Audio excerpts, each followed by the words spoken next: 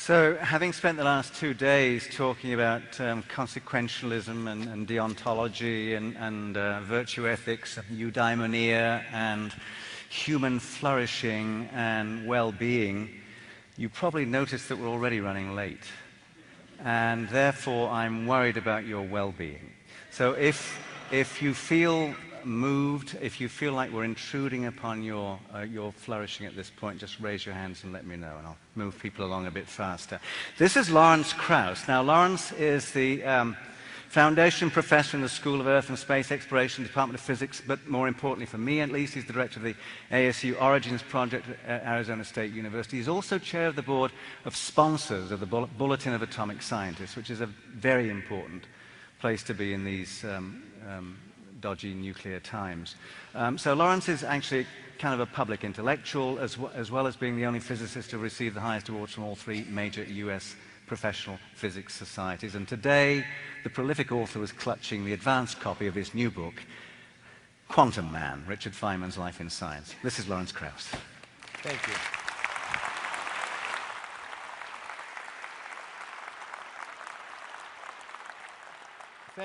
Thank you, Roger, for pointing out we were running overtime just before I began to talk. I really appreciate that. I'm going to depart from my tradition in a way. I'm not going to have any pictures. I'm going to have quotes, partly because I'm on the stage with philosophers and I wanted to appear scholarly. So the quote I want to start with is from Jean-Jacques Rousseau, which really encompasses a lot of what we've been talking about in the context of the meeting that we've been having. It's a famous quote, "Man is born free, but he lives forever in chains." And normally, that's interpreted to mean that humans are born, in some sense, with free will, but we have this social contract. We grow up in a society in which we're constrained. I don't happen to think we have free will, by the way, but what I want to discuss is that the chains that we live in are indeed societal, and in fact, this is, in some sense, the heart of the debate that we've been having. Are we born free, or in some sense is our morality determined by our biology and our evolution? Is our morality determined externally by the society in which we live? Those are key questions, but I want to try and take a different tack, which is to argue that we're also constrained by the reality, and that reality is only determinable by science. So I would argue, in fact, that not only can science help us tell right from wrong, it's impossible to tell right from wrong without science. Because science informs us of what the real world is. And until we know that, we can't make valuable, consistent statements about the world. Now, I'm going to make some quotes from a book that was very influential for me by Jacob Bronowski called Science and Human Values in 1956. It's a book that's so important that I actually plan to try and rewrite it after this next book I'm writing now.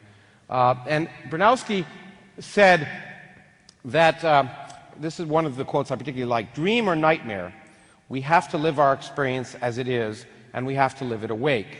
We live in a world which is penetrated through and through by science, and which is both whole and real.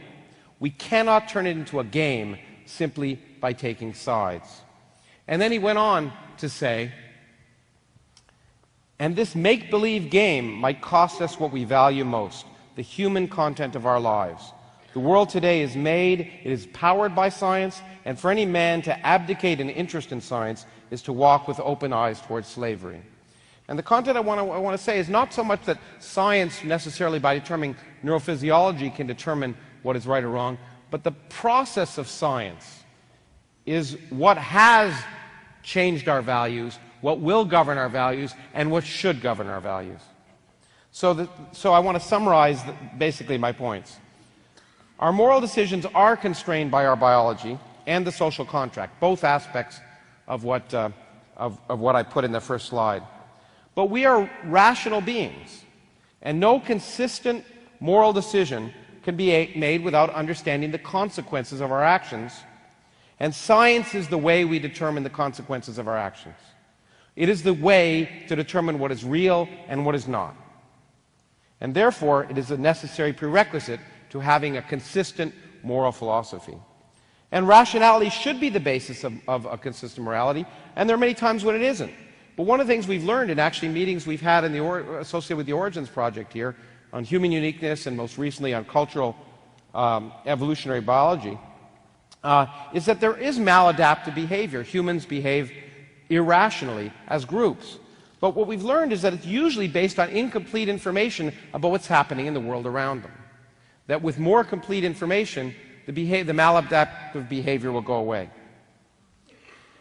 I would also argue that concepts such as virtue, and in fact every perceived innate belief that we have, is meaningless except in the context of our experience and empirical reality, the two aspects that science reveals to us.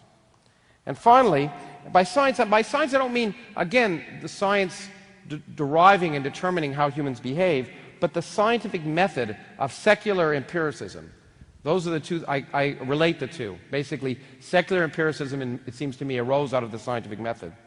It's ludicrous to pretend it hasn't affected our values. It has already colored our values. The values we have today are defined because of 400 years of science. We would be loath to define anyone as civilized whose ideas of justice and humanity have not evolved over the past 400 years since science has changed the playing field of the human intellect.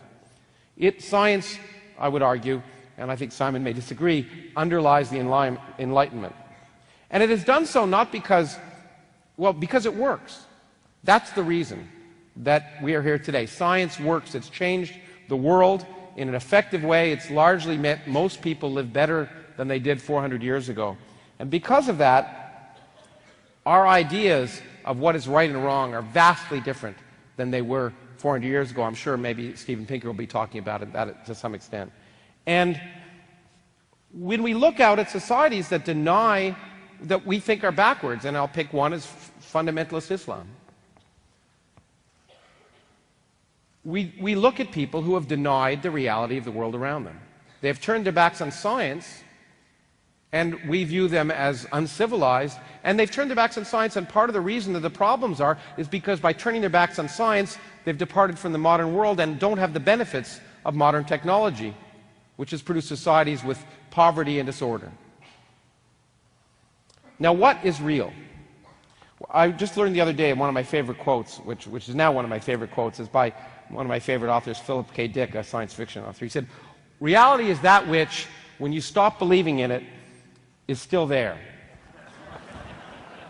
And I think that's really what science tells us, that whether we believe things or not, there's an external reality, and we have to learn to live with that. And Bronowski put it a different way. What is truth? The sanction of experienced fact as a face of truth is a profound subject and the mainspring which has moved our civilization since the Renaissance. The common view remains the classical view, that the concepts of value, justice, honor, dignity, and tolerance have an inwardness which is inaccessible to experience. The root of this error, as he put it in 1956, goes down to the closed logic of the Middle Ages and had been formed into a system by Aquinas. But it did not share the test of truth of modern physics, for there's a gap between the intuitive and the corrected concept. For there, the gap is gaping, as he put it. Science has taught us that the world we think exists is not necessarily the way the world is. And we cannot have a consistent sense of reality without being willing to force our beliefs to conform to the evidence of reality rather than the other way around. In fact, I wore this T-shirt not just because I think it's dashing, but because it was given to me by my best friend, and it says 2 + 2 is 5 for extremely large values of 2. And this is the point. You look at 2 + 2 = 5. We know 2 + 2 isn't 5. But science has taught us, in fact, for large numbers, the world behaves very differently than we think it does. And it's important, if we're going to have a consistent understanding of how we're supposed to behave, we have to understand that the world is different than our intuition necessarily projects. And science has been the only way to learn about that. So the habit of truth, which is what science is all about, is the best description I know of it is Richard Feynman, who I'm very fond of because, of course, he's the subject of my new book. The only way to have real success in science is to describe the evidence very carefully without regard to the way you feel it should be. If you have a theory, you must try and explain what's good about it and what's bad about it equally. In science, you learn a sort of standard integrity and honesty. In fact, the ethos of science involves honesty, open-mindedness, creativity, anti-authoritarianism, full disclosure. The basis of what I would suggest is a moral society. Now, we had a session on Science Friday, much of this group, and Ireflato asked, but how can you convince people when they have strongly held beliefs? And I think, I don't know if I use this quote, but it's one of my favorite quotes. If the only tool you have is a hammer, everything begins to look like a nail. I'm an educator, but I happen to believe from a great deal of political experience that when you actually provide better information, people make better decisions. And education is the basis of a more consistent and just moral society. So, good, I got applause. So, let me give you in the last 2 slides some examples. So, the stem cells are a big issue, okay? And they're a big debate. But there are certain facts that if you don't understand them, you cannot make sensible moral decisions. Blastocysts, which are the things people work with, are not fully functioning embryos. They're not going to turn into human beings. The embryos destroyed in stem cell research are going to be destroyed anyway. They're not going to be used for reproduction. They were largely donated for research purposes. They're in storage, and they're just going to be thrown away. And finally, one of the big misconceptions the Catholic Church suffers under is that there's a moment of conception. There is no moment of conception. Having gone to in vitro fertilization clinics, I was amazed to see the incredible number of steps starting from what you would call the fertilization process to a fully functioning embryo, and every single one of them is as important as the one before. There's no moment where you can suddenly define a living being there. It's a continuous process. It's not a moment. And you have to recognize that if you want to ask and make sensible moral decisions about whether you believe stem cell research should be funded. Similarly, Burkas, I thought Sam might talk about it, but he said, and I agree with him, that that it seems to me putting a woman in a bag is not a good thing. But I also think you can actually ask scientific questions that are answerable, that can allow you to realize that it may not be a good thing. You can ask the question, are women safer and less subject to sexual violence and intimidation if they're covered that way? I suspect the answer is no.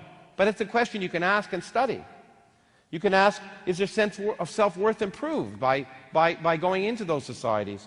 You can ask, are they freer to manifest their capabilities as human beings? Those are scientific questions one can ask and answer, and they should inform our morality. So, in conclusion, I would say that the science's habit of self-correction as a part of a continual effort to get a better handle on truth promotes a set of values that is essential for the moral health of a modern democracy. No society, no group of humans can successfully address the challenges associated with promoting peace, happiness, and harmony without learning from experience what these challenges actually are and what the alternatives are for dealing with them. There is no inner innate guidebook to deal with global warming, terrorism, AIDS, or even love or murder, because these challenges arise from a constantly changing world that only empirical investigation using the methods of science can uncover. Thank you.